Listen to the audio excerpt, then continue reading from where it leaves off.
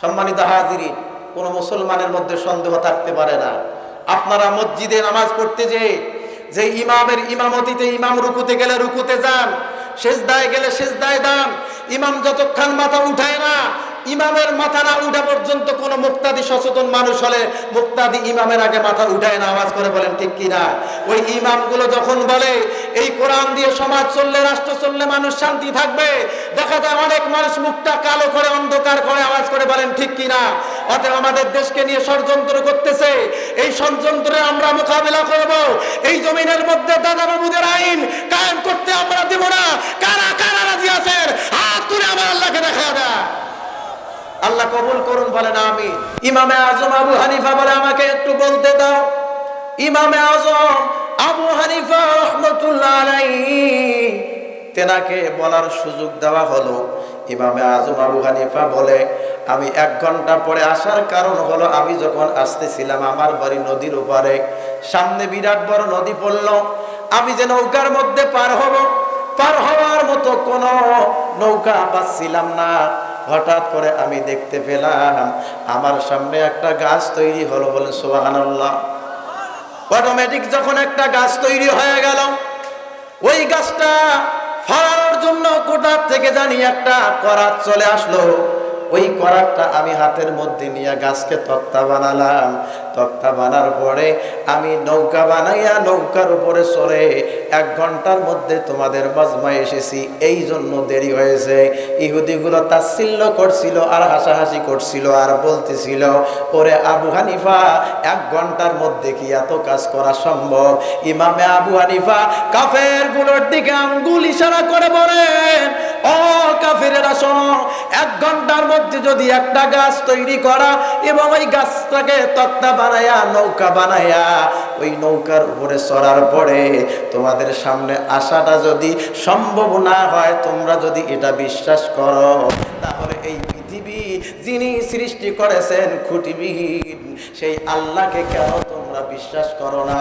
অসংখ্য ইহুদি আবু হানিফার সামনে তরবারি ফেলে দিয়ে বলল, হুজুর, আমরা ভুল করেছি, আমাদের জানার বাকি নাই, আমরা আজকে কালেমা পড়ে মুসলমান হয়ে গেলাম। বলুন লা ইলাহা ইল্লাল্লাহু মুহাম্মাদুর রাসূলুল্লাহ সাল্লাল্লাহু।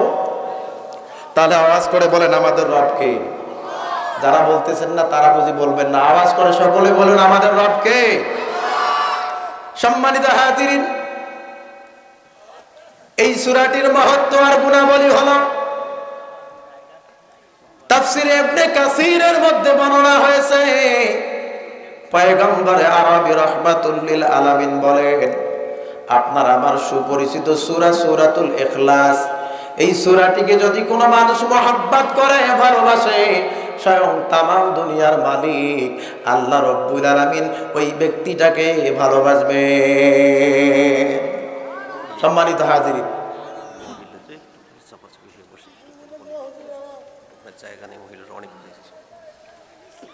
অনেক ভাই দাঁড়িয়ে আছেন, বসেন। মা বোনেরা যারা আছেন, আপনারা তো নিজে বসছেন, ভালো করে একটু অপর বোনকে মাকে বসার ব্যবস্থা করে দেন।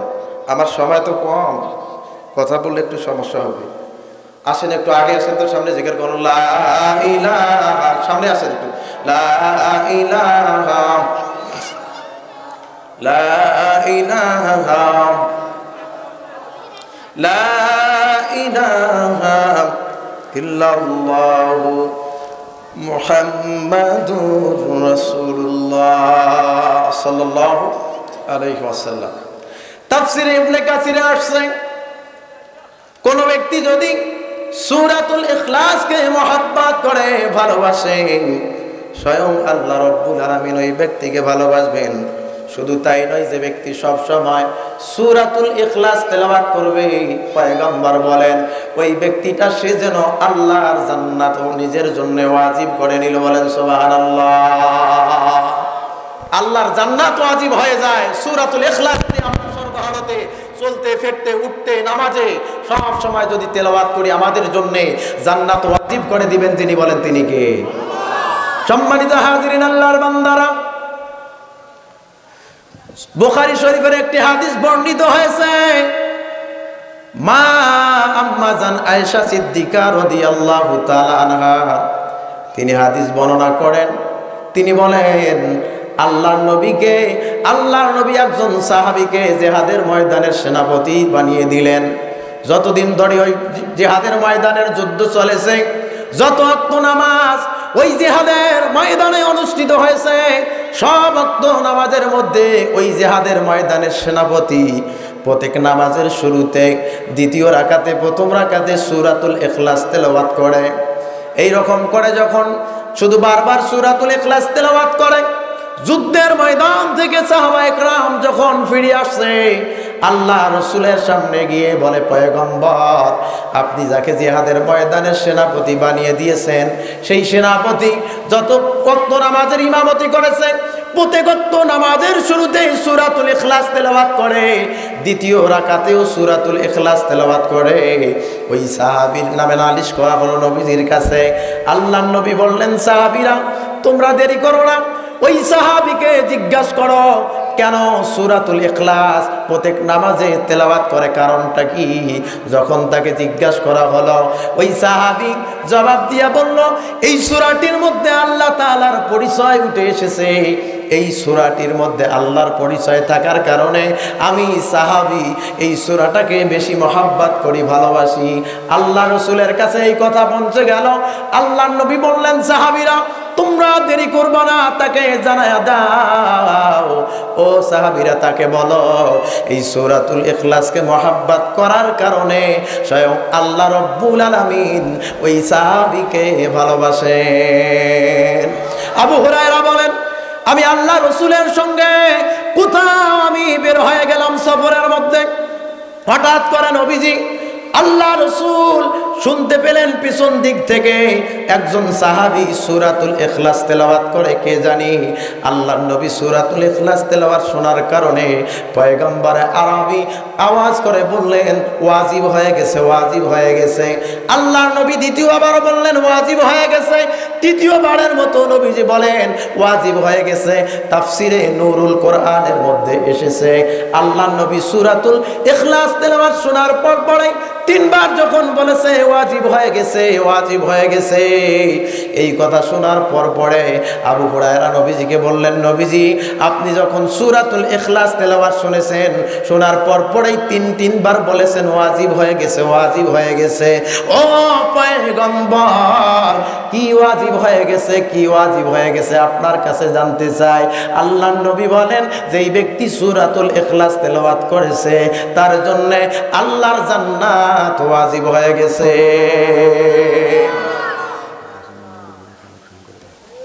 এই সূরাটি এমন একটি সূরা, তেলাওয়াত করলে পরে তার জন্য আল্লাহর জান্নাত ওয়াজিব হয়ে যায়।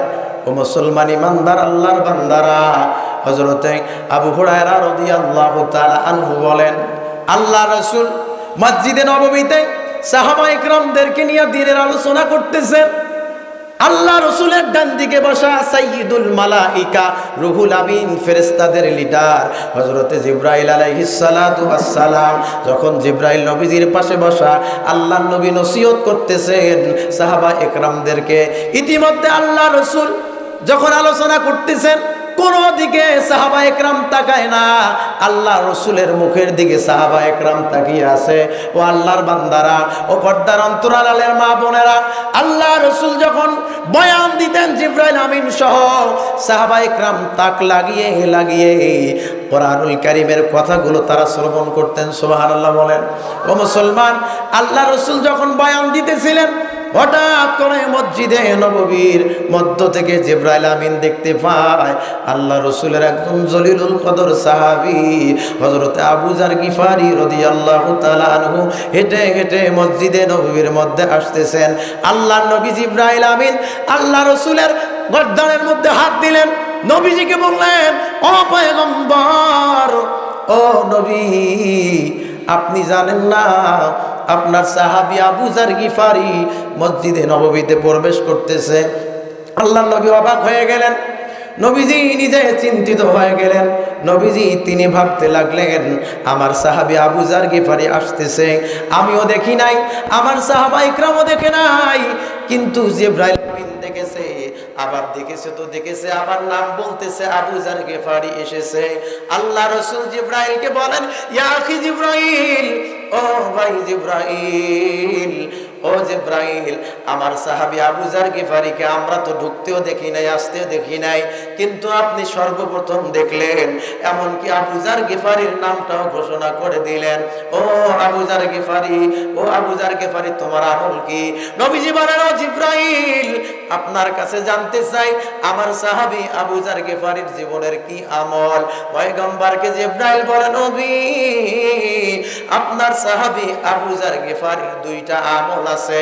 এক নাম্বার আমল, আবু যার গিফারি সূরাতুল ইখলাসের আমল করে, যার কারণে আমি জিবরাইল শুধু চিনি না, তামাম দুনিয়ায় আসমান জমিনে আল্লাহ যত রহমতের ফেরেশতা নিযুক্ত করেছেন, সমস্ত রহমতের ফেরেশতা মণ্ডলী আবু যার গিফারিকে চিনে।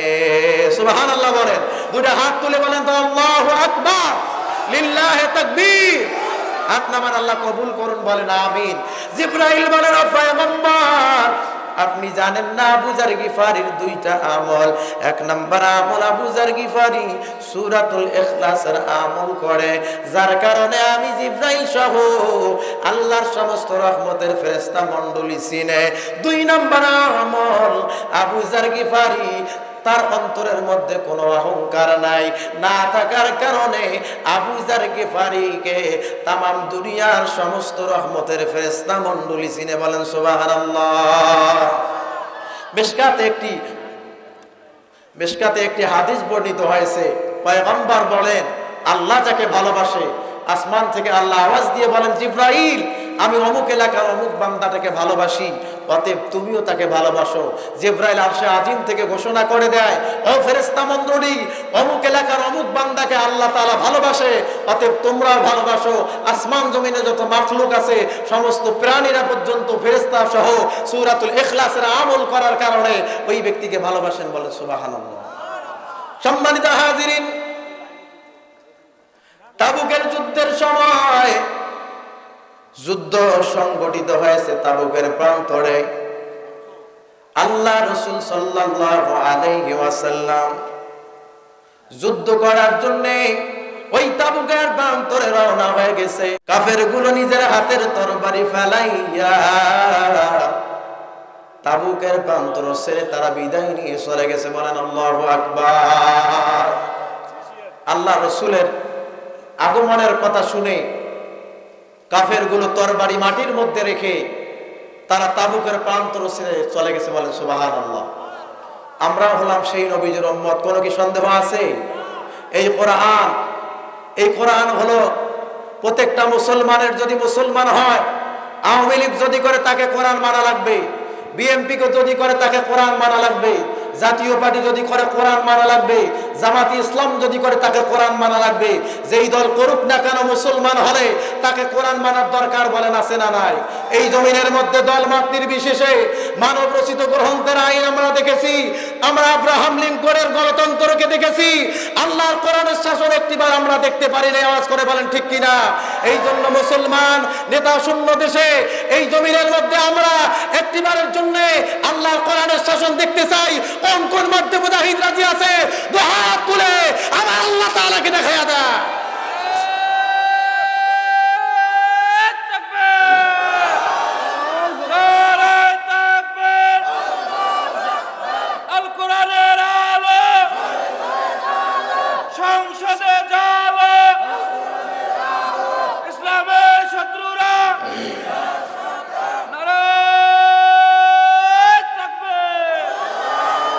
আল্লাহ কবুল করুন, বলেন আমিন। অনেকে রাগ করলেন নাকি? আমরা কোরআনের সমাজ চাই, সবাই মিলে ভালো থাকতে চাই, ঠিক কিনা বলেন? যে রাজনীতির মধ্যে কোরআন নাই, যে পরিবারের মধ্যে কোরআন নাই, সেই পরিবারের মধ্যে শান্তি নাই। আর কোরআন আছে যেখানে, শান্তি দিয়ে ভরপুর করে দেন। বলেন কে? সম্মানিত হাজিরিন, আল্লাহ রাসূলের কথা শোনার পরে কাফেরগুলো তাবুকের প্রান্তরে তরবারি ছেড়ে পালায়া গেল। আল্লাহ রাসূল তাবুকে হাজির হয়েছে। সাহাবায়ে কেরাম আল্লাহ রাসূলের চতুর্দিক দিয়া দাঁড়াইছেন। আল্লাহ নবী সাহাবায়ে কেরামদের সঙ্গে কথা বলতেছেন। ইতিমধ্যে আল্লাহ নবী দেখতে পায় আকাশের মধ্যে অন্ধকার নেমে এসেছে, দুপুর বেলা আকাশ মেঘাচ্ছন্ন হয়ে গেছে।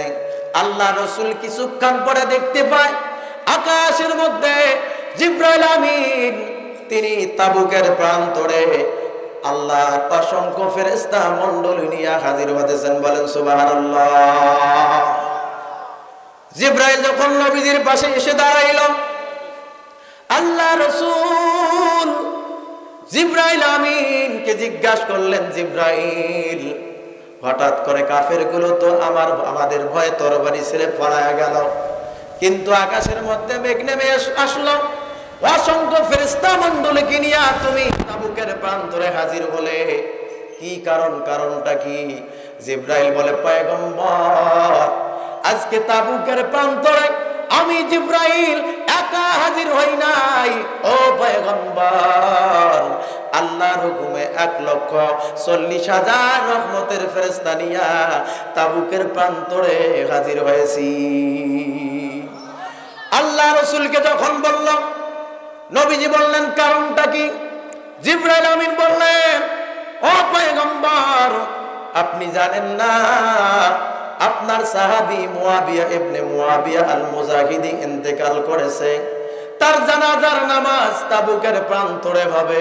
তার জানাজা পড়ার জন্য আল্লাহ সুবহানাহু ওয়া তাআলা আসমান থেকে 1,40,000 রহমতের ফেরেশতা পাঠাইছেন। আপনি হলেন ইমামুল মুরসালিন, আপনি হলেন ইমামুল আম্বিয়া। ও পয়গম্বর আজকে মুয়াবিয়া ইবনে মুয়াবিয়ার জানাজার নামাজ অনুষ্ঠিত হবে, আপনি ইমাম হয়ে তার ইমামতি করবেন। 1,40,000 রহমতের ফেরেশতা আপনার পিছনে তার জানাজার নামাজ পড়বেন। আওয়াজ করে বলুন না সুবহানাল্লাহ। আল্লাহ রাসূল তার জানাজার নামাজের ইমামতি করলেন। মুয়াবিয়া ইবনে মুয়াবিয়া আল মুজাহিদির জানাজার নামাজটা যখন সম্পূর্ণভাবে আদায় হয়ে গেল, আল্লাহ নবী জিজ্ঞাসা করেন, জিবরাইল আমার সাহাবী মুয়াবিয়া ইবনে মুয়াবিয়া কি এমন আমল ছিল যার কারণে 1,40,000 রহমতের ফেরেশতা আল্লাহ খুশি হয়ে তার জানাজার নামাজে পাঠাইছে? জিবরাইল বলে, পয়গম্বর মুয়াবিয়া ইবনে মুয়াবিয়া আল মুজাহিদির তেমন কোন আমল নাই। একটা আমল ছিল মুয়াবিয়া ইবনে মুয়াবিয়া আল মুজাহিদির জীবনের একটা আমল ছিল, সে সব সময় হাঁটতে চলতে উঠতে বসতে সূরাতুল ইখলাসের আমল করত, যার কারণে আল্লাহ খুশি হয়ে মুয়াবিয়া ইবনে মুয়াবিয়া আল মুজাহিদির জানাজায় 1,40,000 রহমতের ফেরেশতা পাঠিয়ে দিয়েছেন। বলেন সুবহানাল্লাহ। এই জন্য আল্লাহ পাক এই কোরআনুল কারীমের সূরাতুল ইখলাস এমন একটি সূরা, আল্লাহর নবী বলেন আমার যখন কোন উম্মত সূরাতুল ইখলাস তেলাওয়াত করতে থাকবে সূরাতুল ইখলাস তেলাওয়াত করার কারণে আসমানের রহমতের ফেরেশতাগুলো তারা প্রতিযোগিতা করতে থাকে। যখন কোন আল্লাহর বান্দা সূরাতুল ইখলাস তেলাওয়াত করে তারা প্রতিযোগিতা করে কে কত বেশি তার আমলনামায় নেকি লিখবে। সুবহানাল্লাহ বলে। আমরা অনেক সূরা জানি না, অন্তত কমপক্ষে আমরা সূরাতুল ইখলাস দিয়ে নামাজ শুরু করব। আল্লাহ যেন তৌফিক দান করেন, বলেন আমিন। সম্মানিত হাজিরিন, এই জন্য সূরাতুল ইখলাস একটি গুরুত্বপূর্ণ সূরা। আমরা হলাম মুসলমান, আমরা হলাম নবীর উম্মত, আমরা যে মুসলমান আওয়াজ করে বলেন আমাদের মধ্যে কি কোনো সন্দেহ আছে? জোরে বলেন তো, আছে নাকি? যারা বলতেছে না স্টেজের মানুষ বলে না, বলেন আমরা মুসলমান, আমাদের মধ্যে কি কোনো সন্দেহ আছে? সম্মানিত হাজিরিন, কোন মুসলমানের মধ্যে সন্দেহ থাকতে পারে না। আপনারা মসজিদে নামাজ পড়তে যে ইমামের ইমামতিতে ইমাম রুকুতে গেলে রুকুতে যান, সেজদায় গেলে সেজদায় যান, ইমাম যতক্ষণ মাথা উঠায় না, ইমামের মাথা না উঠা পর্যন্ত কোন মুক্তাদি সচেতন মানুষ হলে মুক্তাদি ইমামের আগে মাথা উঠায় না। আওয়াজ করে বলেন ঠিক কিনা? ওই ইমামগুলো যখন বলে এই কোরআন দিয়ে সমাজ চললে রাষ্ট্র চললে মানুষ শান্তি থাকবে, দেখা যায় অনেক মানুষ মুখটা কালো করে অন্ধকার করে। আওয়াজ করে বলেন ঠিক কিনা? অতএব আমাদের দেশকে নিয়ে ষড়যন্ত্র করতেছে, এই ষড়যন্ত্রে আমরা মোকাবিলা করব। এই জমিনের মধ্যে দাদা বাবুদের আইন কায়েম করতে আমরা দেব না। কারা কারা রাজি আছেন হাত তুলে আমার আল্লাহকে দেখা দেয়। আল্লাহ কবুল করুন, বলেন আমিন। অতএব আমি আজকে আমার কুয়াতার দাম, পানির দাম বাড়িয়ে দিব, কিন্তু মুসলমানের হাতের মধ্যে অর্থ সম্পদ নাই, তেমন কোনো টাকা পয়সা নাই, কিন্তু মুসলমানের অন্তরে ঈমান দ্বারা জাগ্রত, ঈমান দ্বারা সচেতন, ঈমান দ্বারা সতেজ মুসলমানদের হৃদয়।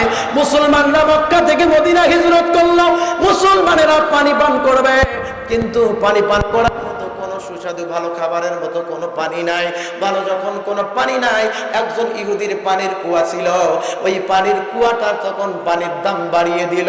আমি মুসাদ্দেক হুজুর, আপনার কাছে যদি একটা মোটরসাইকেল কিনতে চাই, আর আপনার যদি বিক্রি করার নিয়ত না থাকে, আপনি ওই মোটরসাইকেলের দামটা 3 ডবল করে দিবেন। ডবলের ডবল, ডবলের ডবল, আওয়াজ করে বলেন আছে না নাই? ও মুসলমান, ওই ইহুদি পানির কুয়ার যখন দাম বেড়ে দিল, দেওয়ার সঙ্গে সঙ্গে মুসলমানেরা পানি পান করতে পারে না। এই কথা বলার সঙ্গে সঙ্গে উসমান রাদিয়াল্লাহু তাআলা আনহুর কানের মধ্যে এই কথা পৌঁছে যায়। হযরত উসমান তিনি দেরি করলেন না, অন্তরে অন্তরে উসমান প্রতিজ্ঞা করলেন, আল্লাহকে বললেন, আল্লাহ, ও আল্লাহ, ও রব্বুল আলামিন, আমাকে যত সম্পদ আপনি দিয়েছেন, সমস্ত সম্পদগুলোর বিনিময়ে যদি আজকে ইহুদির কাছ থেকে পানির কুয়া কিনে নেওয়া লাগে, আমি উসমান ইহুদির কাছ থেকে পানির কুয়া কিনে নিব, সমস্ত সম্পদ দিয়া দিব। এই সিদ্ধান্ত নেওয়ার পরে হযরত উসমান ইহুদির সামনে গিয়া দাঁড়াইছে। ইহুদিকে বলে, ইহুদি, আমি তোমার পানির কুয়া কেনার জন্য আসছি, তোমার পানির কুয়া বিক্রি করবানে। ইহুদি বলে, ও উসমান, আমার তো পানির কুয়া বিক্রি করার কোনো নিয়ত নাই, তবে বিক্রি করব, 3 ডবলের 6 ডবল টাকা দেওয়া লাগবে। উসমানকে যখন বলেছে, উসমান পকেট থেকে সমস্ত দিরহামগুলো তার সামনে দিয়ে দিয়েছে। দেওয়ার পরে বলে, ইহুদি, আমি ভাবছিলাম তুমি বুঝি আমার সমস্ত সম্পদ চাবা, সমস্ত সম্পদের বিনিময়ে যদি আজকে তোমার পানির কুয়া কেনা লাগতো কিনে নিতাম, কিন্তু আমি আজকে জিতে গেছি, আমার সম্পদের তুলনায় ও ইহুদি আমার কোনো ক্ষতি হয় নাই। আওয়াজ করে বলেন না সুবহানাল্লাহ।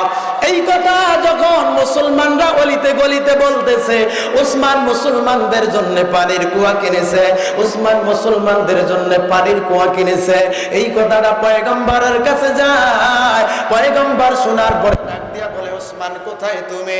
উসমান দেরি না করিয়া রাহমাতুল লিল আলামিনের কাছে গিয়া হাজির হলো। নবীজিকে বলে, পয়গম্বর ডাকলেন কেন? নবীজি বলে, উসমান, আমি শুনতেছি সাহাবায়ে কেরাম বলে তুমি নাকি ইহুদির কাছ থেকে পানির কুয়া কিনে দিয়েছো। ও উসমান, আজকে সমস্ত সাহাবায়ে কেরামদের সামনে আমি রাহমাতুল লিল আলামিন ঘোষণা দিলাম, আজকে ইহুদির কাছ থেকে যে তুমি পানির কুয়া কিনে দিয়েছো, তুমি শুধু পানির কুয়া কিনে দাও নাই, পানির কুয়া কিনে দেওয়ার বিনিময়ে রে উসমান, আজকে তুমি আল্লাহর জান্নাত কিনে নিয়েছো। সুবহানাল্লাহ বলেন।